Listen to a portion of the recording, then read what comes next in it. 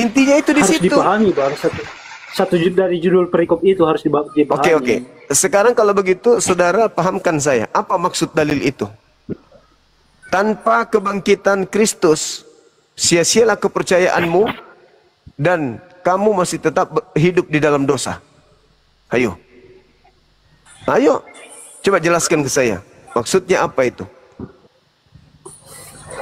Tanpa kebangkitan Kristus, maka sia-sialah kekristenan kamu. kepercayaanmu Dan kamu tetap. dan kau masih hidup dalam dosa. Nah, berarti kebangkitan Yesus itu luar biasa kan?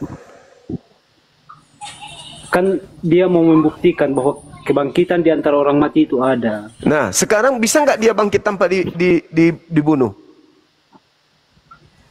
Ya kan dia bangkitkan karena dibunuh. Nah, berarti sebelum dia bangkit harus dibunuh dulu kan? Tidak, maksudnya tidak harus sih, cuman karena dia dibunuh. Bagaimana ceritanya dia bangkit kalau tidak dilakukan eksekusi ini? Harus dibunuh dulu dong, baru dia bangkit. Nah, bisa nggak? Paham tidak, Bang? Paham tidak, Bang? Maksudnya tidak harus dibunuh, begitu. Lalu bagaimana Anda bisa selamat? Bagaimana caranya dia bangkit?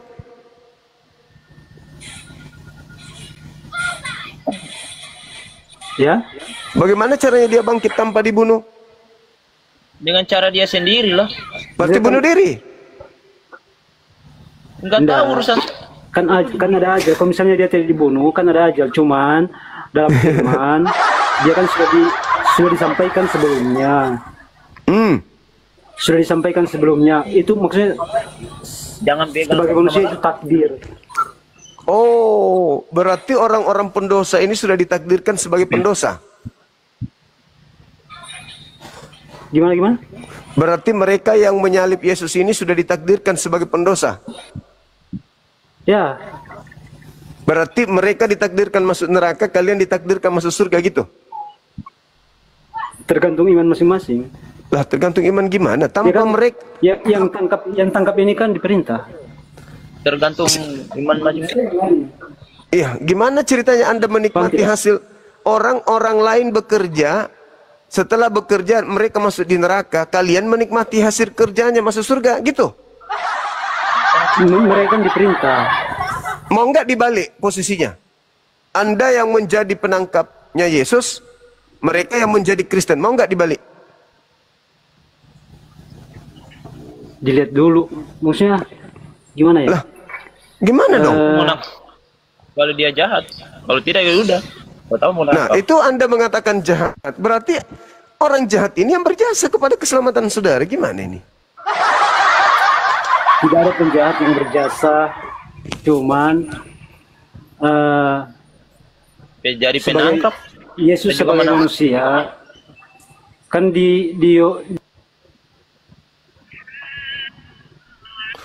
gimana dong? Gimana Anda tidak mau kemudian berterima kasih kepada pelaku yang sudah menyelamatkan Anda? Kan itu Anda jadi orang yang lupa daratan.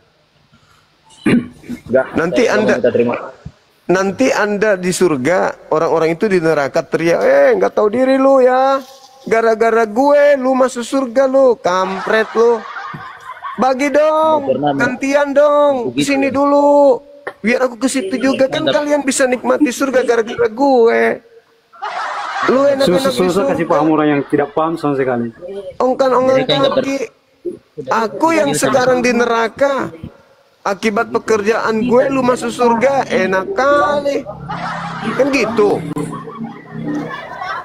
Susah memberikan paham sama orang yang tidak paham sama sekali. Atau jangan katakan itu, atau Anda agamanya salah konsep.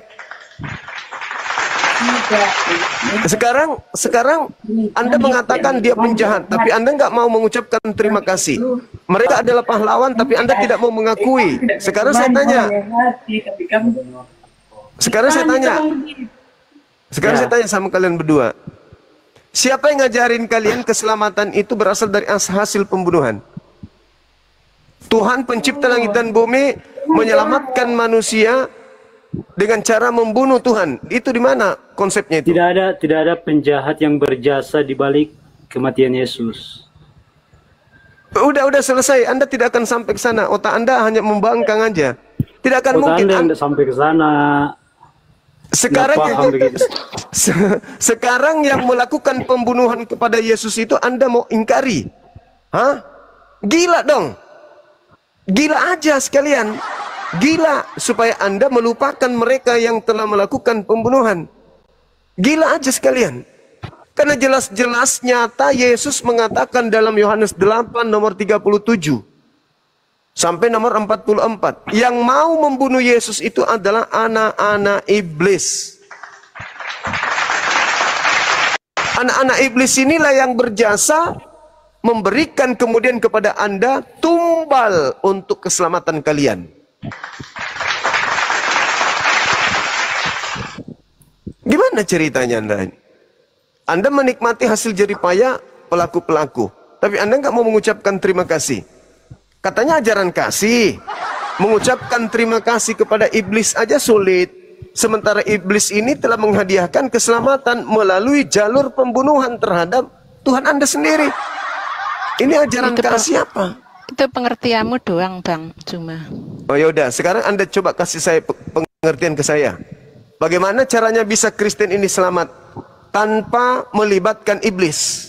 Coba. Selamat itu karena karya Tuhan Yesus sendiri toh. Nah, bisa nggak Yesus berkarya? Nyawanya, toh. Nah, Dia sekarang bisa nggak dia demi... menyerahkan nyawanya tanpa ada penjahat? Loh. Apa lo? Ada penjahat. Lah, jadi yang menangkap Yesus, yang berkhianat kepada Yesus, iblis yang merasuki Yudas itu apa? Bukan penjahat, pahlawan. Ya itu kan suka-suka Tuhan Yesus, kita namanya. Kok jadi suka-suka Tuhan? Suka-suka Tuhan dong. Lo kok suka-suka Tuhan? Emangnya Tuhan yang melakukan perasukan kepada Yudas? Lalu buktinya dia menyerahkan nyawanya. Nah, untuk karena dia dosa semua banyak orang. Menyerahkan nyawanya. Bisa nggak dia menyerahkan nyawanya tanpa penjahat? Ya, Hah? dia berkuasa kok. Lo kok bisa berkuasa? Buktinya iblis terlibat. Buktinya dia bisa ditangkap. Itu namanya menyerahkan, Bang Juma. Penangkapnya itu yang luar biasa. Jadi juru selamat itu adalah penangkapnya, bukan Yesusnya. Ya bukan, ya buktinya. Kok katanya Kristen, Bang Juma. Gimana ceritanya? Coba. Coba. Kamu katanya Kristen. Saya Muslim, saya sama seperti Yesus. Yesus Muslim. Loh, itu kapan? Sejak kapan Yesus jadi Muslim? Muslim tahu nggak? Ngerti nggak Muslim? Iya, apa artinya? Muslim itu berserah diri kepada perintah Tuhan. Memang Yesus dia berserah diri. Ya, jelas dong. Ada nggak Yesus pernah membantah kepada perintah Tuhannya? Ya, itu kan bapaknya, bukan Tuhan. Tuhan rusak Anda ini. Yesus itu bertuhan, makanya Yesus dikatakan hamba karena dia bertuhan. Aku dan Bapak adalah satu. Barang siapa yang melihat aku, ia melihat Bapak. Barang siapa membunuh aku, dia membunuh Bapak. Bunuh Bapak kamu sendiri. Dong. Hah?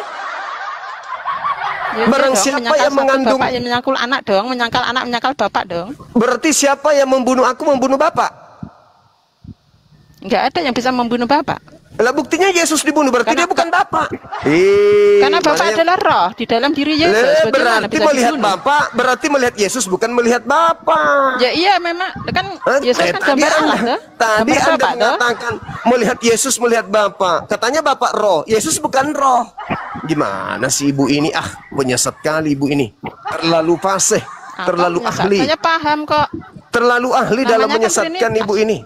Ya Trinitas lagi. Di mana Yesus mengajarkan Trinitas? Coba baca Yohanes 1 sampai 18. Yesusnya, enggak usah kemana-mana. Yesusnya di mana dia mengajarkan Trinitas? Firman Sang Bapa. Ya itu kan tanggapan Anda. Saya tanya, Yesus mengajarkan Trinitas di mana? Banyak dong. Di mana? Sebutkan. Ahli kali dalam menyesatkan ibu ini. Keren. Ayo. Di mana Yesus mengatakan tentang Trinitas? Di Matius 28 28 atau kayaknya. Sebentar. Ahli betul. Sebentar. Ahli betul. Sebentar. 28. 28:19. Bentar. 19:20 ya? Iya.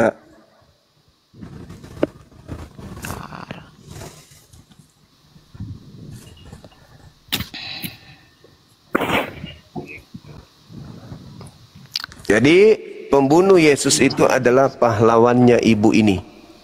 Dah titik. Tanpa pelaku Ya, kejahatan. terserah kamu, terserah. Kok jadi- Saya kok ikuti jadi- kamu, pahlawan Kok jadi itu oke. Jadi keterserah saya. Memang pahlawan dong. Tanpa mereka ibu tidak mungkin selamat. Karena iblisnya pembunuh. Dengerin, Bang Juma. Kalau ada seorang menyuruh begini, itu iblis tuh bukan? Menyuruh apa? Sebentar begini. Buka kamera dulu ibu. Bunuhlah orang yang murtad. Bunuhlah orang yang murtad. Ulangan 13. Kan orang 11 apa ini kayak gini, nyalakan apa nih? Mengatakan. Nyalakan kamera. Yes. Jangan Bang, karena Kenapa? saya baru murtad karena dihalalkan darahku nanti Bang. Di mana dalilnya halalkan darahnya murtad? Di dalam Ulangan 13 nomor Sebentar. 16. Satu-satu, tadi kamu minta. Diam dulu. Dengerin, tadi kamu diam minta. dulu. Makanya jangan asal ngomong. Biar ngaku-ngaku murtad lagi. Inilah Kristen betul-betul. Kalau bukan penyesat, susah untuk berhadapan dengan mereka. Dengerin. Aku murtad Kamu lagi. tadi minta di mana Yesus mengajarkan Ngaku Tritunggal. murtad. Coba buktikan kalau ibu murtad. Wudhu itu berapa rakaat? Ada wudhu kok, berapa rakaat itu goblok itu kamu tuh. Iya, terus wudhu itu berapa rakaat? Aku tanya serius loh. Mana ada wudhu ada rakaat itu tolol banget kok. Loh, wudhu itu berapa rakaat? Pertanyaan saya sederhana kok. Tidak ada itu. Kok nggak ada apa pula? Kok nggak ada pula? Kamu tuh lucu, mana ada wudhu ada rakaat. Jadi wudhu, orang. jadi wudhu itu apa? Wudhu itu apa? Yang dibasuh tangan Ya dulu. wudhu yang bersihkan dah. Oke, iya, Membersihkan. tangan dulu, habis itu telinga atau siku? Ya congormu dulu itu loh yang dicuci. Emosi dia. Emosi ular-ular tua ini. Emosi ular tua, ngaku murtadin. Masa ditanyain ada berapa rakaat wudhu? Penyesat, pembohong, penipu, pendusta. Jadi kesimpulannya, saudara-saudara Kristen ini sudah nyata bagi kalian bahwasanya tanpa mereka di belakang penyaliban, keselamatan dari mana yang kalian bisa dapatkan? Nggak ada. Nggak ada kan? Jadi Tuhan kalian itu harus dibunuh dulu. Tapi ingat ya, yang dibunuh ini bukan anak Maria ya. Bukan anak Maria. Yang dibunuh ini adalah orang yang dikutuk oleh Tuhan. Dia itu anak Maria kakak? Bukan.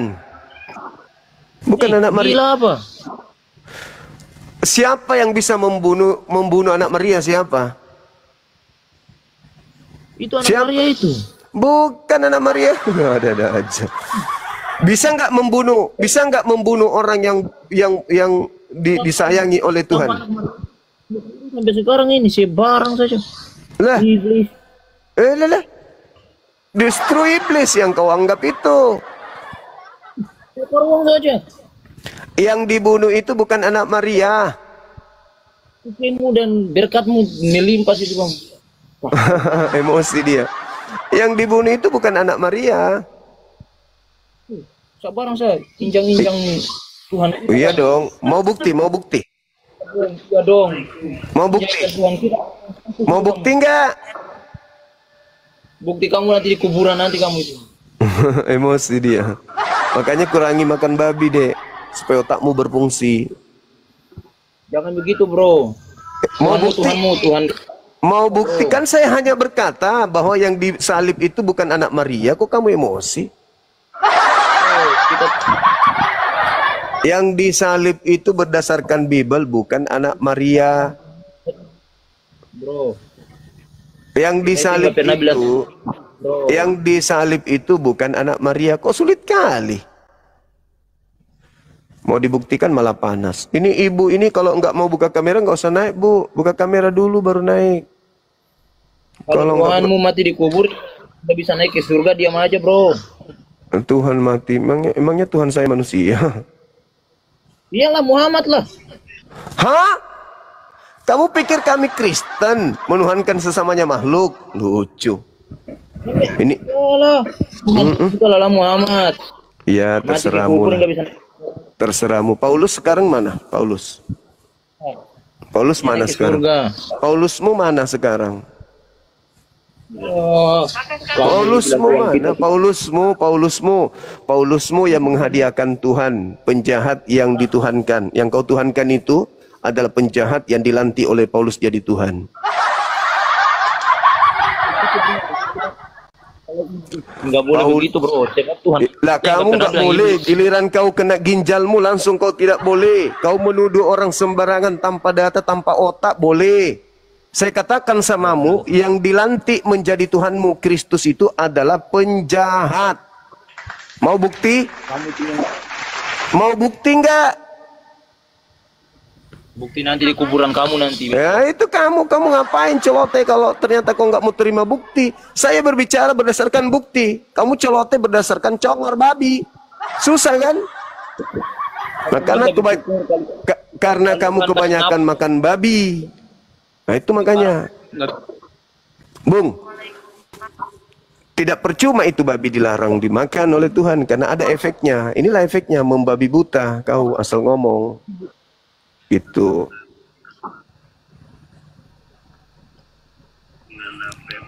ribut aja agamamu, bro. Jangan agama kita, bro. Lah ini agamaku yang kubahas. Agamaku mengatakan yang disalib itu penjahat. Datang agamamu dari barat mengatakan yang dibunuh itu adalah orang bagus, orang benar. Kok jadi sewot kamu? Agamaku mengatakan yang disalib itu adalah penjahat. Al-Quran surah Al-Ma'idah ayat 33. Tapi kau mengatakan yang disalib itu Tuhan. Terus yang disalib itu siapa? Hah? Yang disalib siapa? Yang disalib itu penjahat.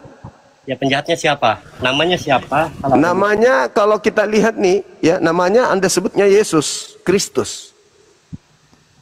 Ayo. Sedangkan Nabi yang datang di tengah-tengah Bani Israel itu tidak ada menggunakan nama Yunani. Ayo. Ada orang lain dia lain datang, orang lain masuk. Sekarang saya tanya, Yesus yang Anda anggap itu orang Yahudi atau orang Yunani? Orang Yahudi pada saat Yahudi mana ada namanya Yesus? Ayo. Dengar dulu. Apa? Mana ada orang Yahudi namanya Yesus? Kamu dengar dulu. Kamu dengar dulu. Kamu dengar dulu. Iya, ayo. Dengar dulu.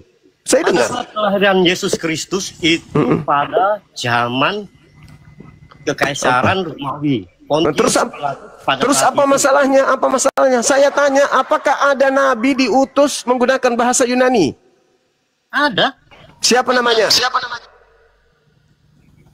Ya Yesus. Yesus itu orang Yahudi apa orang Yunani? Orang Yahudi, tapi kenapa namanya orang Yunani? Pada saat itu. Pada saat itu gimana? Ada-ada aja. Ada-ada aja kau ini. Ada-ada saja kau ini. Ada-ada saja kau. Tidak dikenal Yesus itu. Yesus itu tidak dikenal di Yahudi, tidak dikenal. Diam dulu kau. Lah kenapa kamu emosi? Saya kan bicara sesuai dengan fakta. Yesus itu tokoh yang dibentuk, yang dibangun setelah konsili-konsili. Mungkin maksud pengarang kitabmu itu adalah Isa Hamasia atau Isa Al-Masih mungkin. Dan tidak memberi kesempatan orang lain ngomong. Iya, kan kamu juga ngomong. Makanya diam satu-satu. Apa alasannya Anda mengatakan bahwasanya Yesus itu adalah orang Yahudi? Sementara orang Yahudi tidak punya nama, tidak ada orang Yahudi yang menggunakan nama anaknya dari penjajah. Kamu tahu nggak nama ibunya Yesus? Yang kau maksud itu namanya Miriam dalam bahasa Ibrani. Miriam. Maria itu orang bule. Kau pandai-pandaian kau. Nama Nabi yang datang lahir tanpa ayah di tengah-tengah Israel itu namanya Yeshua HaMashiach. Bukan Yesus Kristus. Pandai-pandaian kamu. Jadi yang dibunuh namanya Kristus Yesus. Itu tokoh. Tokoh yang dibikin Paulus. Dengan timnya. Oke? Itu tokoh buatan Paulus. Makanya kalian bingung, yang menyalib Yesus itu pahlawan atau penjahat. Kalian bingung kan? Karena itu tokoh yang dibuat sendiri. Di dalam tradisi Yahudi, yang namanya hukuman salib itu hanya diberikan kepada penjahat. Nah, apakah nabi yang datang di tengah mereka lahir tanpa ayah adalah seorang penjahat? Hah? Penjahatkah dia? Yesua ini penjahatkah? Bukan. Berarti yang disalib ini penjahat.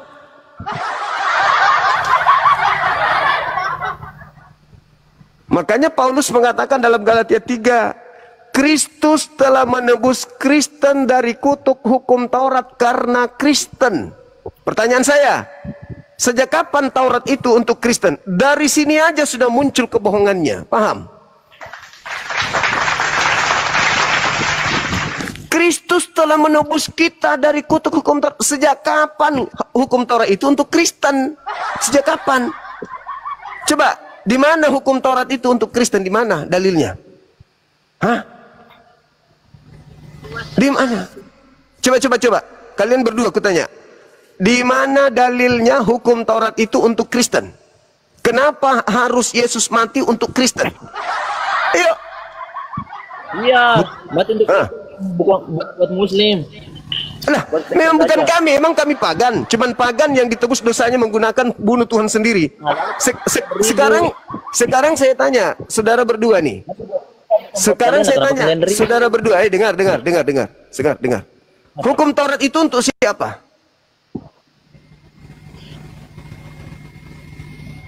Bisu. Mati itu.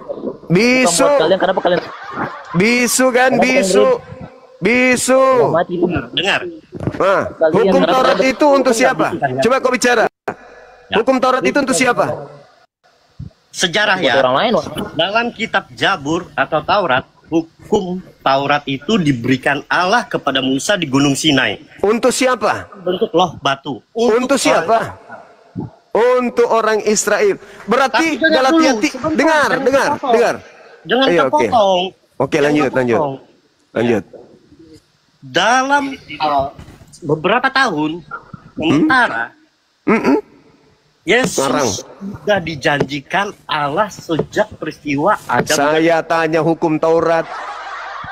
Makanya Tanya aja.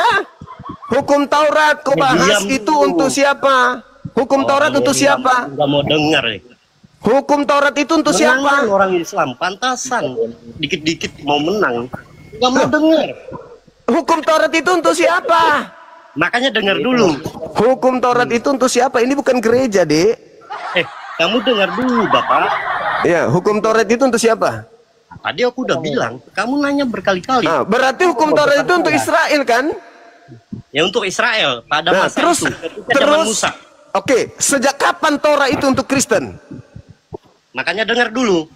Kamu jangan potong dulu. Ini bukan gereja, kalau kau ditanya jawab. Aku udah jawab.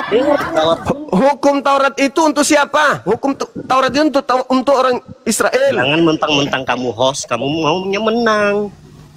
Saya kan, saudara, kalau saya bertanya, dengar, kalau saya bertanya, artinya setelah itu Anda menjawab. Saya hanya sepotong.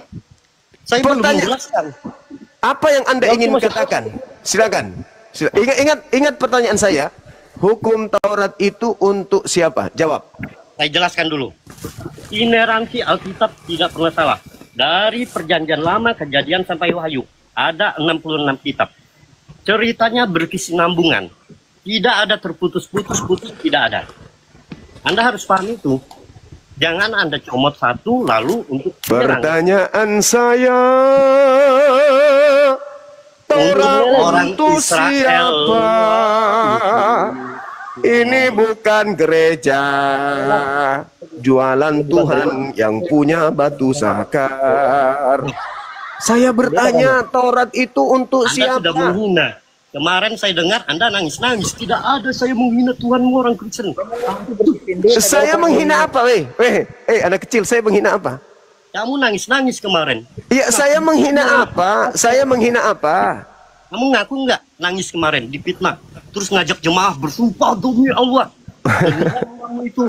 Sama seperti Yesus juga menangis ketika datang malaikat kepadanya memberikan kekuatan sama nih.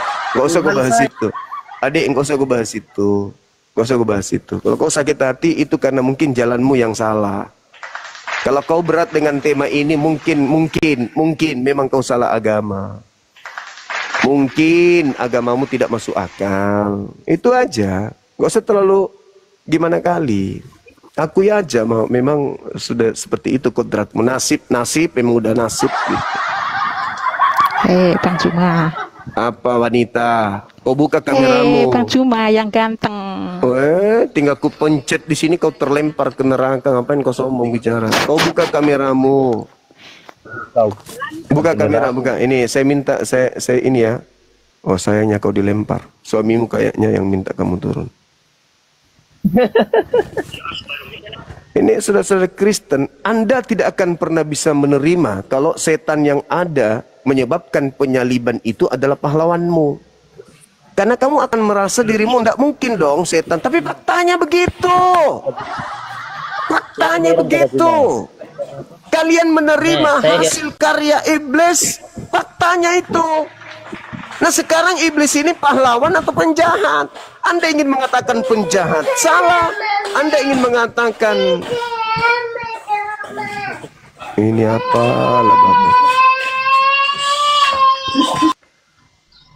Kalau kau jadi ini, jadi apa? Apa namanya itu jaga anak itu? Babysitter jangan dulu naik.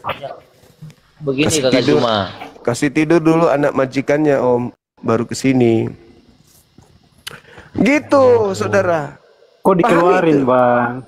Ya kalau kamu cuman congor, tidak ada data pastilah. Aku tinggal pencet di sini, cing, terlempar langsung.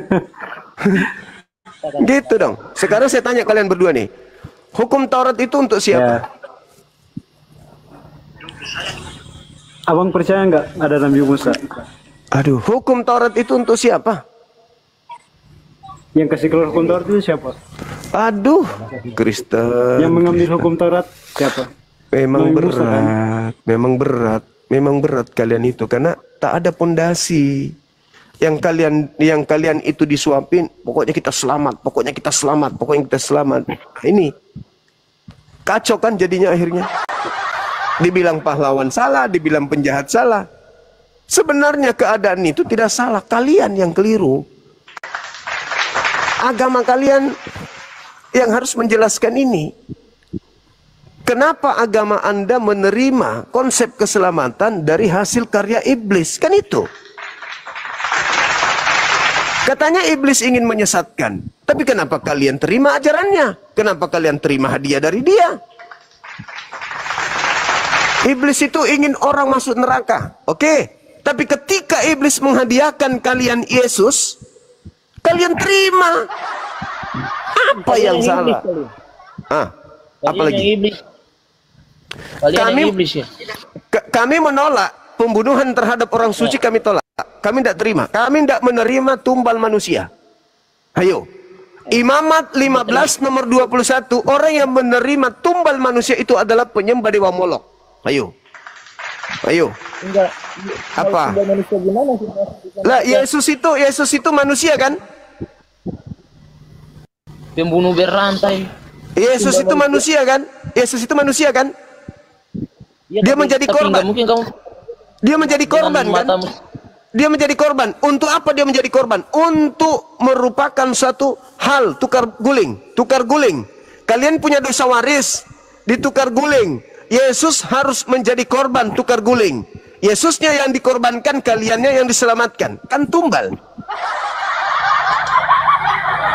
Itu kan tumbal nama itu. Makan kita semua ini anak-anak. Hah?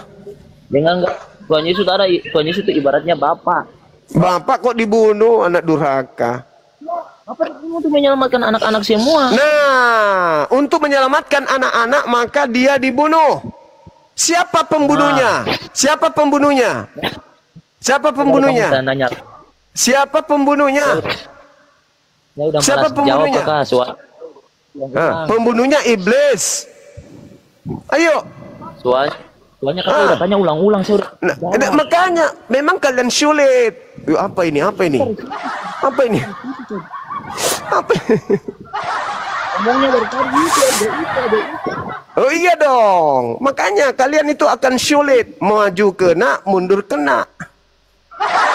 Tadi itu kenapa ada setan penjaga pohon tadi muncul barusan?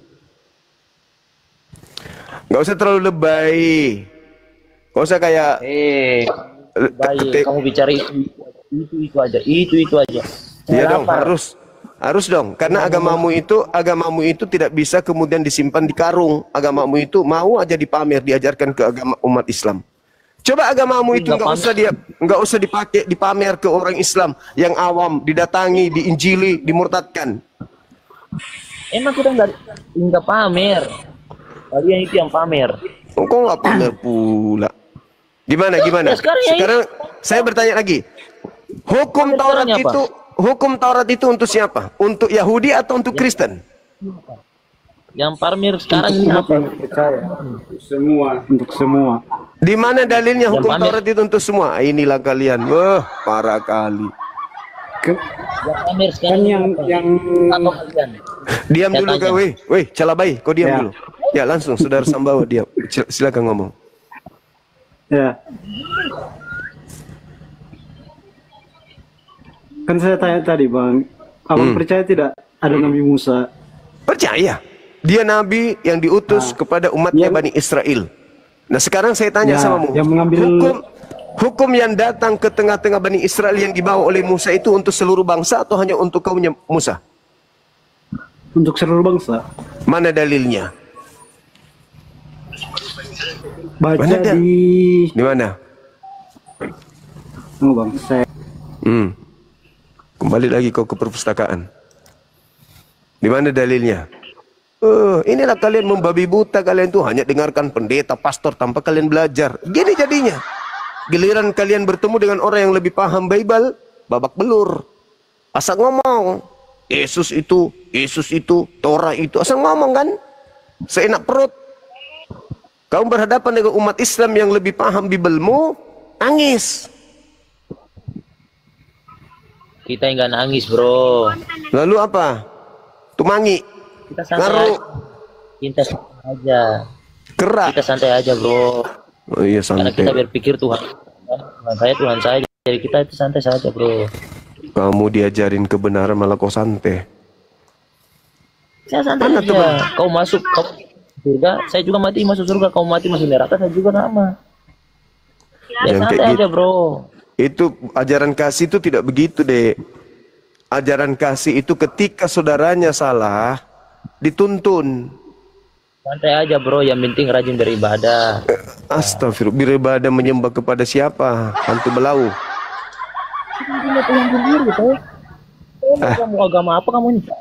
Tidak begitu caranya. Itu bukan ajaran kasih, tidak begitu, Dek.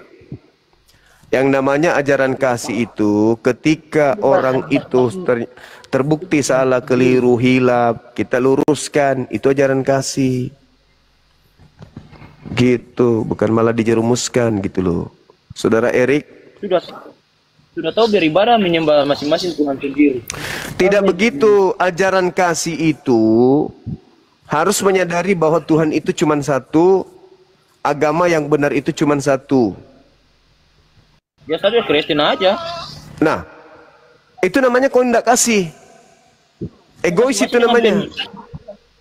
Kristen ya, saya pilih saya Kristen, kamu mungkin. Oh, tidak bisa begitu karena ada perintah di dalam Bible.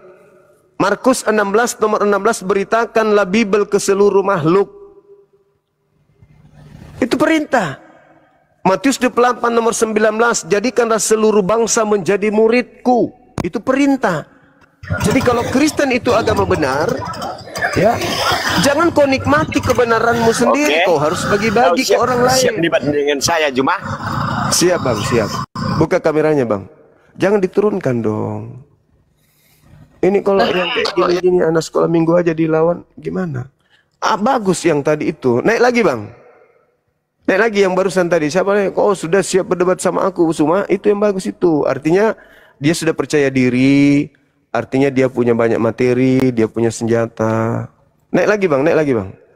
Saya suka kalau Anda itu pintar bahasa Inggris, bahasa Ibrani, bahasa Yunani, bahasa planet, bahasa kebohongan, bahasa penipuan. Saya suka kalau Anda kuasai itu. Saya orangnya suka berpikir soalnya.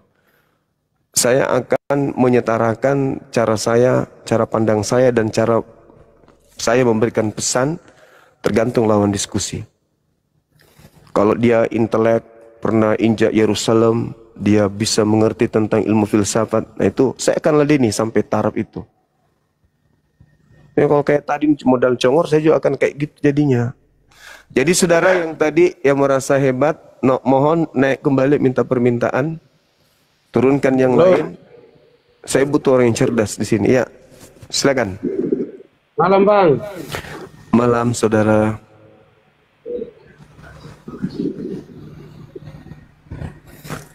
Dari sekte mana Bang?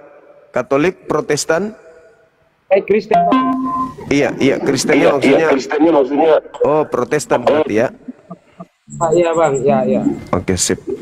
Bisa buka kamera Bang? Belum bisa Bang. Belum bisa. Belum ada tadi Bapak yang cerdas itu. Pergi dia. Oke, saudara Oden Sinaga dari Katolik Protestan.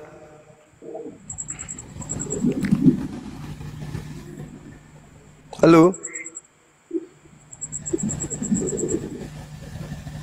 Katolik Protestan.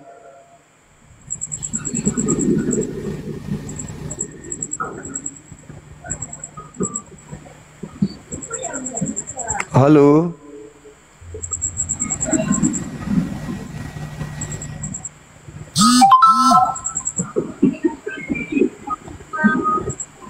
Halo saudara, dua-duanya kok diam? Halo, ya. Ye. Temanya Itu temanya Bang. ya Bang. Yang menyalib Yesus ini pahlawan atau penjahat? Kalau di Al-Quran dikatakan sebagai penjahat. Di Al-Quran disebut sebagai penjahat, orang yang memusuhi Allah, orang yang membenci pencipta langit dan bumi, orang yang membenci para utusan pencipta langit dan bumi, orang yang membuat kerusakan di atas muka bumi. Itu yang disalib. Itu yang disalibkan. Nah, sekarang kata Quran, wa qaulihim, aku Tuhan menghukum mereka karena ucapan mereka bahwa mereka telah membunuh dan menyalibkan Isa Al-Masih. Jadi bagi kami tidak ada unsur keselamatan dari hasil yang dihasilkan kemudian oknum atau pelaku atau yang menjadi korban penyaliban terhadap kami umat Islam. Itu enggak ada. Salib bagi kami adalah hukuman bagi pelaku maksiat. Seibarat aparat kita menghakimi atau mengeksekusi mati para gembong kejahatan, maka aparat kita itu adalah pahlawan bagi kami umat Islam karena telah melenyapkan pelaku kejahatan sehingga masyarakat menjadi aman. Kalau di Kristen justru yang melakukan eksekusi mati adalah pahlawan, sedangkan orang benar itu yang menjadi korban. Kebalik Bang. Oh, enggak seperti begini saudaraku. Kalau di negara kita ini, kalau di dalam tatanan bernegara ada hukum undang-undang, yang mengeksekusi mati adalah orang benar, yang dieksekusi mati adalah pelaku kejahatan. Betul? tapi Betul ya? kan Betul ya? Tunggu dulu, betul tidak? ya kalau di dalam hukum negara kita ya itu betul. Betul. Nah, sekarang yang menjadi pahlawan di situ siapa? Yang mengeksekusi atau yang dieksekusi? Ini kan bicara soal iman toh Bang. Enggak, yang tadi itu, yang dalam negara kita. Maka yang menjadi pahlawan adalah yang mengeksekusi kan? Gini Bang, kalau soal dalam negara kita, berarti itu kan, ini kan kalau diskusi, kalau gini kan ini kan menyangkut tentang artinya diskusi iman. Kalau kita bawa kayak tadi Bang bilang kita harus patokan kepada negara, berarti itu beda lagi Bang. Iya, saya cuma mengambil contoh itu dulu sebelum kita masuk ke dalam agama gitu maksudku, supaya cakrawala berpikir ini bisa kena gitu loh Bang. Jadi maksudku begini, ketika aparat kita mengeksekusi mati penjahat, pelaku kejahatan, maka bagi kita para aparat ini pahlawan kita, karena dia telah melenyapkan pelaku kejahatan yang membahayakan orang banyak. Maka aparat ini adalah pahlawan. Betul ya? Nah, di agama Anda, penjahat yang melakukan eksekusi mati kepada orang yang benar. Kebalikan bukan? Kak, konsepnya nggak seperti itu Bang. Kalau Jadi di agama Anda yang mana nih? Yang melakukan penyaliban orang benar dan yang disalib ini orang jahat atau gimana? Mana yang betul kalau di agama Anda? Pelakunya penjahat, yang dieksekusi adalah orang benar, atau orang benar yang melakukan penyaliban dan yang disalib adalah orang jahat? Mana yang betul di agama Anda? Oke. Ya, silakan. Gini Bang, kalau dalam disalibkan, kalau apa ya, disalibkan itu kan kalau kita bicara, kalau saya bicara kan ini kan dia kan menjurus kepada kita bicara tentang iman. Nah, itu kan sebenarnya ya kalau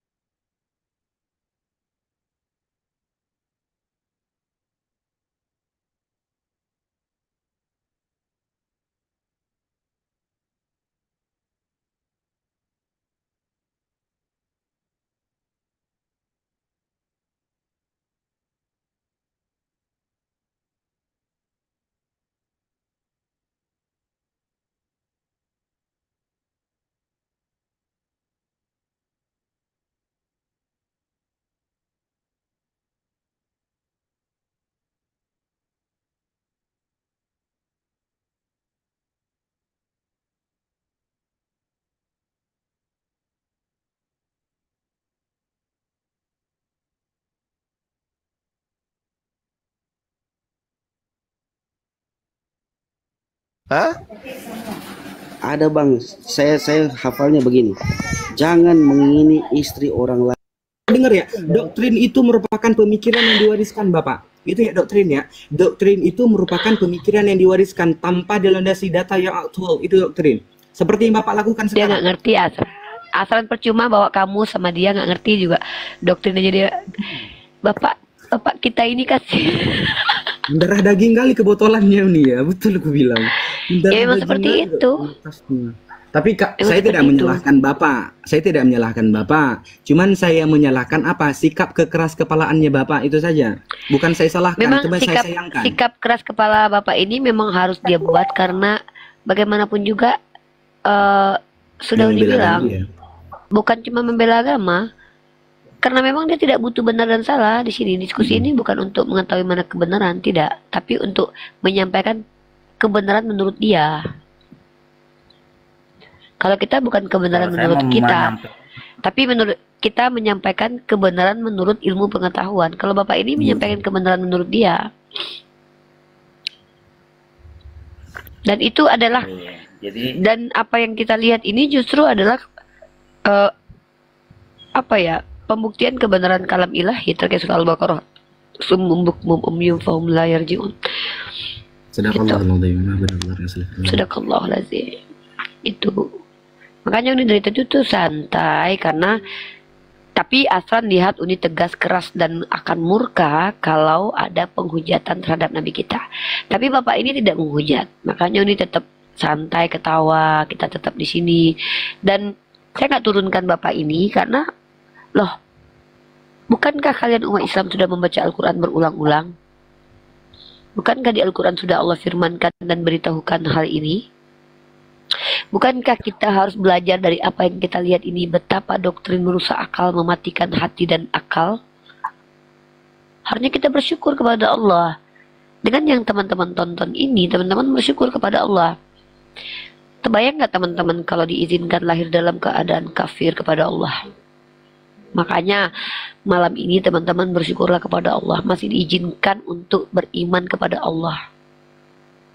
Coba, kebayang nggak kalau Allah izinkan kita di posisi dia, coba. Nah, tapi bukan berarti Allah zolim karena tidak mengizinkan Bapak ini mengerti, bukan. Tetapi Bapak ini yang memilih untuk tidak mau mengerti, kan? Bukankah Allah telah memberikan Bapak ini kesempatan naik bersama Asran, orang yang belajar, ngobrol sama Uni, orang yang belajar. Kita sudah tunjukkan data, kita sudah tunjukkan kamus, tapi Bapak ini menolak. Ya sudah kan, artinya Bapak tidak berpihak kepada ilmu pengetahuan, berpihaknya kepada doktrinnya sendiri, pendapatnya pribadi. Kita sudah tunjukkan dalil.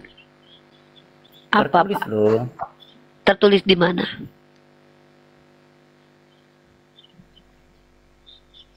Kita sudah tunjukkan Bapak itu korban terjemahan. Jangan bilang Bapak tertulis di terjemahan LAI, Bapak, aku cekek nanti. Enggak. Kita tuh menghargai orang-orang yang tidak menghujat agama kita. Kalau ini memposisikan, jadi justru ini tuh kasihan sama orang-orang seperti Pak sahabat ini. Bapak ini merasa tenang dengan apa yang dia imani, karena memang dia dari kecil lahir dari rahim seorang Nasrani, tapi dia tidak mengkaji dan mencari tahu kebenaran itu. Kalau dia mencari tahu artinya dia kuliah, dia belajar, dia menggunakan literatur. Hanya Allah yang tahu kenapa Bapak tidak menjadi Islam, kenapa Bapak tidak berpikir. Hanya Allah yang tahu. Tentu Allah yang lebih berhak menentukan siapa yang diberikan hidayah, siapa tidak. Tapi ingat, pemberian hidayah itu juga karena kita yang mau. Karena Allah tidak akan merubah suatu kaum kalau orang itu tidak berubah. Jadi seperti itu ya, Asran. Memang saya tahu kalian itu kayak kesel banget dengan kengeyelan Bapak ini. Lah, terus kalian mau ngapain? Mau paksa Bapak ini supaya mengerti dengan kaidah akademis? Enggak kan? Nggak bisa kan kita paksa itu. La ikraha fiddin. Bahkan Rasulullah sendiri yang punya kekuatan doa kepada Allah yang pasti dikabulkan. Tidak mungkin beliau tidak mendoakan pamannya untuk menjadi Islam. Sebenarnya kita belajar dari sini, bahwa di sini kita diuji. Bagaimana sikap kita berbeda pendapat dengan Bapak ini? Apakah kita tetap akan menghargai dia walaupun dia berbeda keyakinan dengan kita? Justru semakin Bapak ini berbeda dengan saya, kalau dia tidak menghujat, saya akan menghargai dia gitu. Karena itulah saya lagi menunjukkan Islam itu rahmatan lil alamin. Tapi kalau kita mentolol-tololkan gitu kan, kita kesel akan, tapi Bapak ini tidak menghujat. Bapak ini tenang, dia merasa benar menurut dia gitu. Maka kita salah menghadapi saudara kita. Rasulullah kan tidak begitu. Ya, Asran insya Allah ini melatih mental dan kesabaran Asran menghadapi kaum kufar. Tapi Uni adalah orang yang sangat keras ketika itu sudah masuk ke penghujatan. Kalau sudah penghujatan, sudah menghina Allah, menghina Rasul, menghina agama kita. Asran tahu sendiri kan Uni kayak mana, Uni udah pernah nonton Uni kan. Tapi kalau bapak ini tuh masih, mohon maaf ya, kayak kengeyelan dia. Kenapa Uni harus marah sama bapak ini, orang dia yang memilih ngeyel? Kenapa kita harus kesel? Biarin aja udah. Tetap kita harus saling menghormati dengan bapak ini. Kita akan menghargai bapak ini. Kita tetap menghormati dia. Ya mudah-mudahan kalau dia tidak mau berpikir ya itu hak dia. Kalau dia mau akhirnya menyadari kesalahan dia ya alhamdulillah, tidak ya sudah, tidak apa-apa. Inilah tanggung jawab dakwah kita. Bersabar karena Allah bersama orang-orang yang sabar. Bapak, berarti Asran, ya anak kecil ini, mohon maaf mungkin tadi ada sedikit kata-kata yang kurang sopan. Saya minta maaf dengan segala kerendahan hati saya minta maaf. Jadi saya cuma kesal dengan Bapak, saya cuma kesal dengan argumentasi saya. Manusiawi itu kesal. Ya saya minta maaf dengan dengan segala Tuhan Yesus sudah mengampuni Asran.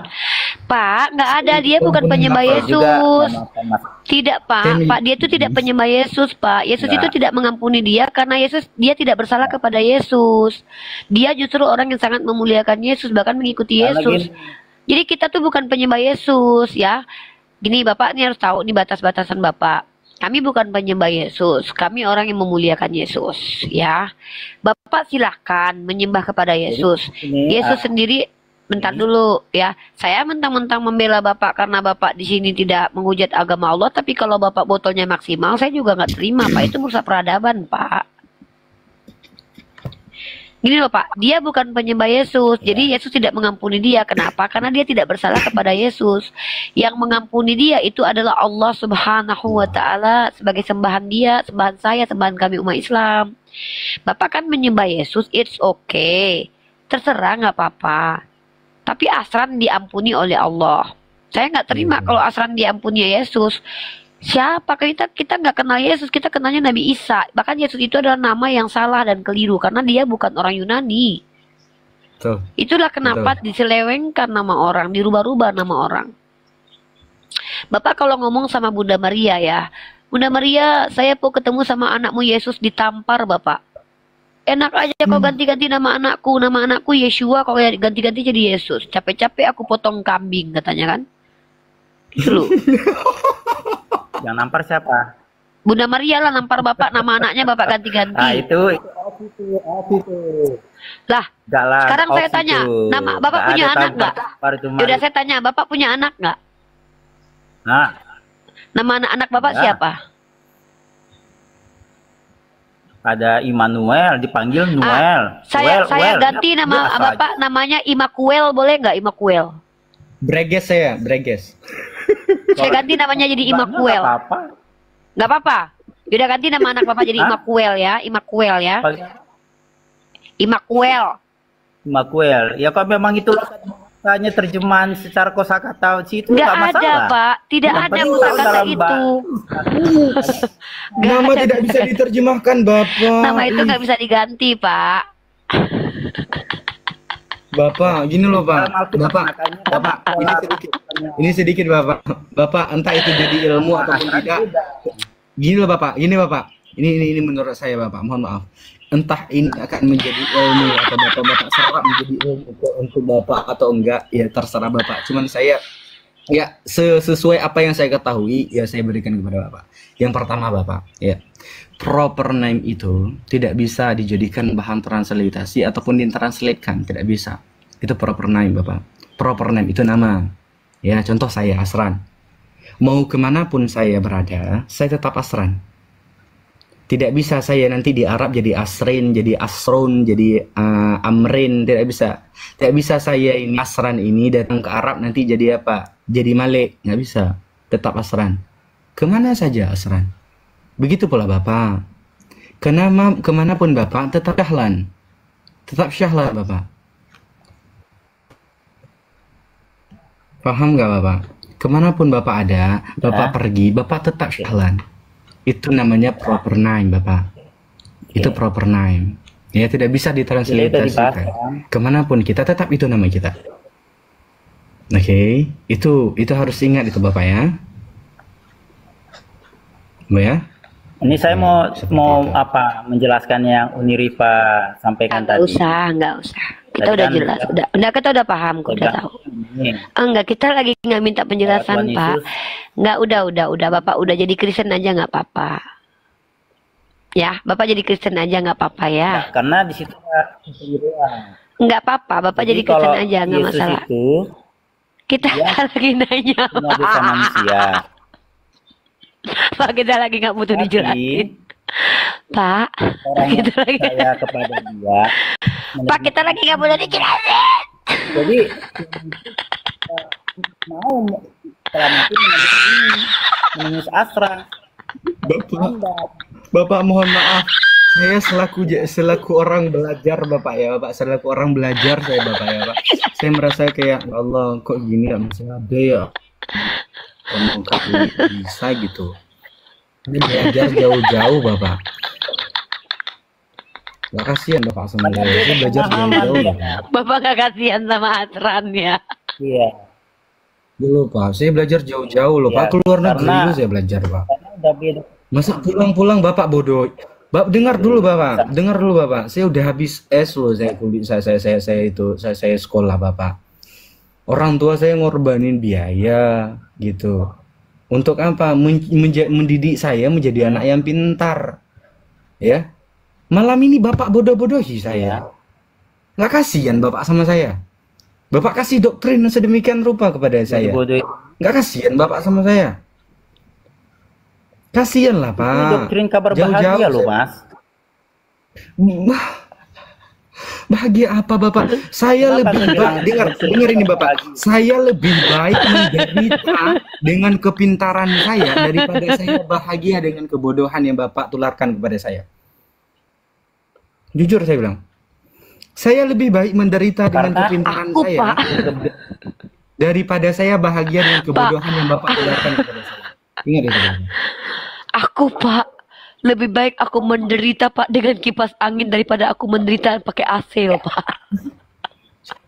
Insyaallah, syukran Bang Muslihumar, syukran jazakumullah khair katsiran. Karena kabar gembira.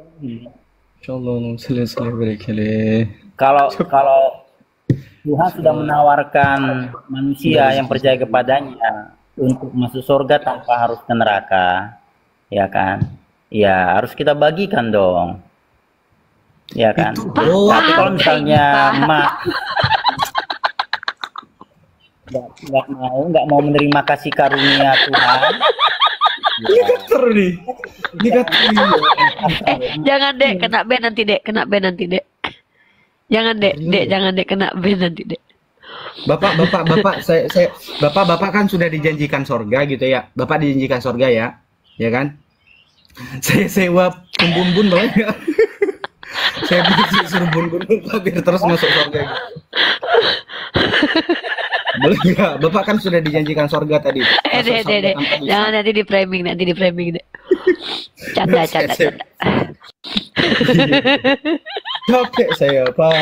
Astagfirullahaladzim. Saya Pak. Nggak boleh main bun-bun. Asran, mana lebih mau Asran hadapi? Kau. Hah? Boleh Pak, kata Yesus boleh. Apa ini? Yesus bilang boleh. Apa ini bilang tadi? Enggak, mana lebih pilih? Disiksa sama kecerewetan perempuan atau Bapak ini? Aku udah ditelepon. Asran belum paham apa yang ini bilang bahkan. Gini loh Pak. Bapak sebetulnya gini Bapak. Ini Bapak ingat satu hal. Bapak bukan orang bodoh. Ya, didengarkan saya Bapak. Bapak bukan orang bodoh. Cuman Bapak sendiri yang membodohkan diri Bapak sendiri. Manfaatkan kepintaran Bapak. Bapak bukan orang yang bodoh loh Pak. Coba open your mind. Buka pikiran Bapak. Ya, manfaatkan kecerdasan Bapak itu untuk mengkaji hal-hal yang sesuai dengan data yang aktual Bapak. Sebetulnya gini loh Bapak. Doktrinitas itu merupakan suatu pemikiran yang diturunkan dari orang lain kepada kita. Itu doktrinitas. Sementara ilmu pengetahuan itu merupakan sesuatu hal pengetahuan yang kita kaji dengan apa, didasari dengan data dan fakta yang aktual. Itu pengetahuan Bapak. Sedangkan yang Bapak bawa tadi itu bukan fakta, tetapi apa? Itu doktrinitas. Manfaatkan kecerdasan Bapak. Kita selaku manusia ini merupakan makhluk yang paling sempurna Bapak, yang diciptakan oleh Allah Subhanahu wa taala, yang diciptakan oleh Tuhan yang Maha Esa. Manusia itu makhluk yang paling sempurna, dihadiahi akal. Akal ini kalau misalkan, ya. Itu kadang-kadang Uni berpikir ya, tepat sekali penggunaan dalam Al-Quran kata kafaro itu ya. Menutup diri. Makanya Bapak ya, manfaatin. Betul-betul, sangat betul. Bapak ini bukan orang bodoh loh, tapi beliau menutup kepintaran beliau. Yang beliau tunjukkan apa? Ya, hal seperti itu. Beliau membodohi diri beliau sendiri dengan apa? Dengan kepintaran beliau membodohi diri beliau sendiri. Coba kalau semisal Bapak memanfaatkan kecerdasan Bapak sesuai dengan apa? Dengan hal yang semestinya. Mungkin Bapak nggak bakal seperti ini, Bapak. Bapak orang yang sama loh, Mas Asra. Gimana? Pintar sebenarnya orang Kristen. Kenapa pintar? Sebenarnya karena pintar. Orang Kristen memilih untuk masuk surga tanpa harus ke neraka. Jadi bodoh. Makanya jadi bodoh Pintar gitu. lah. Nih, saya masuk nih. Siapa bilang orang Kristen itu masuk surga? Nih, ntar. Nih, pertama ya. Ini baru sudah mulai nih ya. Nih, Bapak lihat nih. Yesus sendiri mengatakan, tidak setiap yang memanggil aku Tuhan, Tuhan masuk ke dalam kerajaan Allah, tapi yang mengikuti perintah Allah Bapa. Saya tanya, di mana Bapak memerintahkan Bapak untuk menyembah Yesus supaya masuk surga? Coba. Coba di mana ayatnya itu dia? Matius 7 nomor 15 sampai 21. Tunjukkan dulu ayat. Matius 7 15 sampai 21. Matius 7. Tunggu ya, Matius 15 ayat 21. Matius 7. Matius pasal 7 nomor 15 sampai 21. Nih. Biar saya buka Bapak. Capek kali Bapak. Kurasa. Nih, saya buka nih, saya kasih lihat nih. Ini kan bisa dijelaskan. Nih, Nah, di sinilah dijelaskan kan, kalau kita lihat bacanya, waspadalah terhadap nabi-nabi palsu yang datang kepadamu dengan menyamar seperti domba. Tetapi sesungguhnya mereka adalah serigala yang buas.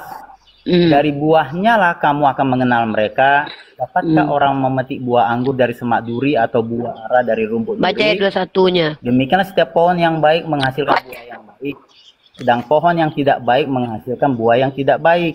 Tidak mungkin pohon yang baik itu menghasilkan buah yang tidak baik, ataupun Bapak Syahlan menghasilkan buah yang baik. Bapak Syahlan. Setiap pohon yang menghasilkan buah yang baik pasti ditebang dan dibuang ke dalam api.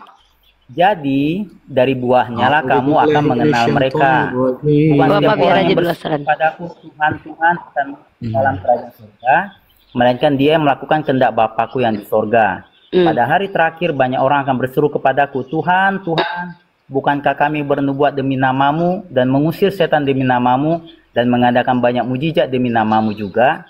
Pada waktu itulah aku akan berterus terang kepada mereka dan berkata, aku tidak mengenal engkau, enyahlah daripadaku, kamu sekalian pembuat kejahatan. Pertanyaannya Pak, sebentar. Pertanyaannya, pernah nggak kami umat Islam bernubuat atas nama Yesus? Jadi bukan di pernubuatan saya itu, tanya tapi dulu, pembuat sebentar kejahatan saya itu tanya yang dulu. bersih. Saya tanya di situ, orang yang diusir Yesus adalah orang yang memanggil Yesus Tuhan. Orang yang bernubuat atas nama Yesus, orang yang mengusir setan dengan nama Yesus. Pertanyaannya, pernah nggak umat Islam memanggil Yesus Tuhan, bernubuat dalam nama Yesus, mengusir setan dalam nama Yesus? Ada nggak? Pernah nggak? Ya. Siapa yang melakukan hal itu? Jadi siapakah yang memanggil Yesus kan Tuhan? Dibilang umat Tuhan sama yang saya tanya, siapakah yang memanggil Yesus Tuhan? Saya tanya sekali lagi, menurut ayat itu siapakah selama ini yang memanggil Yesus Tuhan, Pak? Jujur, Pak. Bapak manggil Yesus Tuhan nggak? Yesus Tuhan. Tapi apakah Bapak saya pembuat bernubuat kejahatan? dalam nama Yesus nggak? Makanya Bapak bernubuat dalam nama Yesus nggak? Jadi gini. Bapak bermukjizat dalam nama Yesus nggak? Bapak mengusir setan dalam nama Yesus nggak? Nah, mengusir setan dalam nama Yesus. Bapak diusir sama Itu Yesus perintah karena itu, Bapak dianggap berbuat jahat. Kenapa? Karena Yesus berkata yang masuk surga yang mengikuti kehendak Allah Bapa. Sementara Bapak pengikut Paulus yang mengikuti perintah membatalkan hukum Taurat Efesus pasal 2 nomor 15. Maka menurut Yesus Bapak ini pelaku kejahatan. Apa kejahatan Bapak yang paling penting? Kejahatan Bapak adalah mengikuti Paulus, membatalkan semua perintah Allah Bapa dan menolak semua pengajaran Yesus yang telah kami sampaikan kepada Bapak tadi. Itulah kenapa Yesus berkata kepada Bapak, enyahlah engkau pelaku kejahatan. Karena Yesus berkata, penyesat itu adalah orang terlihat seperti domba, terlihat baik dia. Penyesat itu adalah serigala berbulu domba. Jadi dia sebenarnya orang jahat serigala, tapi bulunya seperti domba. Dia di depan publik terlihat baik. Siapa dia itu? Mengaku pengikut Yesus tapi pengingkar ajaran Yesus. Itu yang Yesus katakan, serigala berbulu domba tidak mungkin dari luar Kristen. Namanya saja sudah serigala berbulu domba. Istilah domba adalah pengikut Yesus. Maka dia adalah serigala-serigala yang menyamar menjadi pengikut Yesus, yang berubah jadi pengikut Yesus. Kalian